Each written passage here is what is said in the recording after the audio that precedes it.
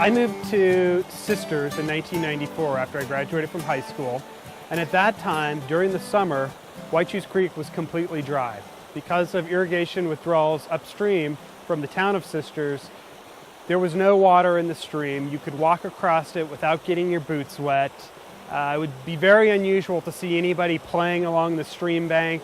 In fact, after a certain amount of time went by, I just stopped even looking at the creek when I would drive over the highway bridge. And I'm an avid fisherman. I'm always looking at creeks and water and trying to determine where my next fishing trip is going to be. And I have to say that without water in the stream, it became very easy to almost ignore that the creek even existed.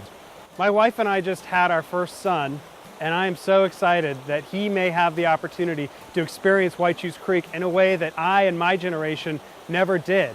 When I was growing up, this stream almost didn't exist because there was no water in it. He and his children, and maybe even his grandchildren, are going to be able to walk along White Shoes Creek, see salmon and steelhead spawning, maybe even catch a fish, and that's something that is incredibly exciting for the citizens of Central Oregon and for me personally.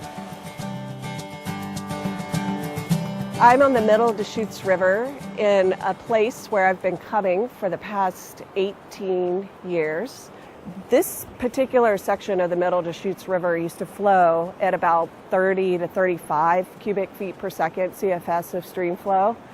And it was readily apparent as soon as irrigation season would start that the river would just drop dramatically. So many people come to recreate on the lower Deschutes and fish world-class fishing year after year after year, but have no idea that parts of the upper river are suffering at various times during the year. Incrementally, we've been striving towards our goal of 250 CFS in this reach. And this summer, this part of the river will flow at about 160 to 165 CFS. And that feels pretty good. And that has happened through our collaborative conservation model of working with the irrigation districts and our partners to figure out really effective ways to put water back in the river. That's why we're really doing this, is to ensure that future generations have a healthy ecosystem, they have a healthy, clean river system, that they can enjoy all of the same things that we enjoy here today on the river for years to come.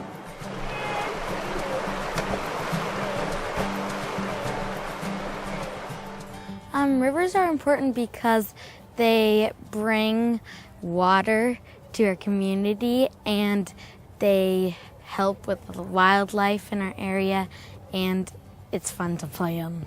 A clean river is a place that doesn't have any garbage in it, because if we didn't have a river, we wouldn't have any drinking supplies, so we wouldn't have anything to make orange juice, we wouldn't have anything to have water to drink out of, to be healthy. So it'd be hard to live. I like it because it's not that polluted and stuff. Yeah, because it's not that polluted.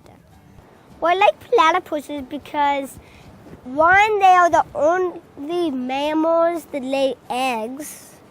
Rivers are important because they come into farm, which helps the fields grow, and water is what we drink. I think that rivers really bring us together and they make us have special times with each other because they're such a interesting part of our world. Stuff like fertilizer can go into the river, and sewer drains that don't have, storm drains that don't have any filters in them can go straight in the river.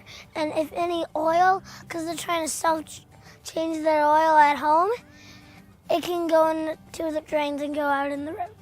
Everybody needs water.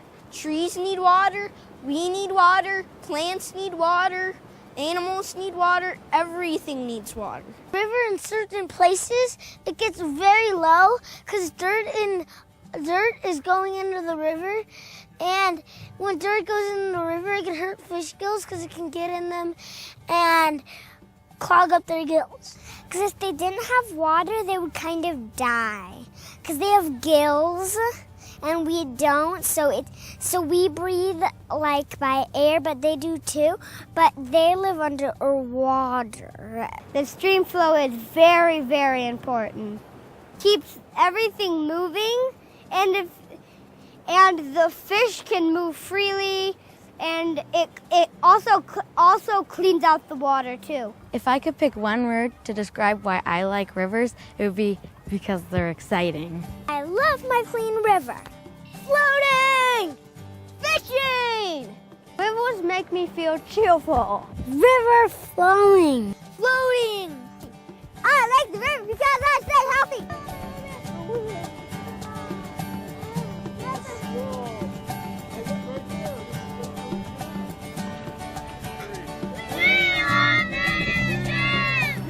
I have faith that we will get there, that we will meet our in-stream flow target, not only in the middle Deschutes of 250 CFS, but also in the upper Deschutes of 300 CFS.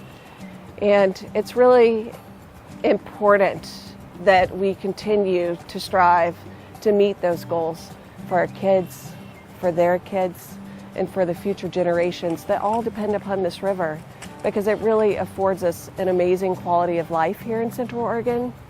And the river is the lifeblood of this region, and we need to take care of it.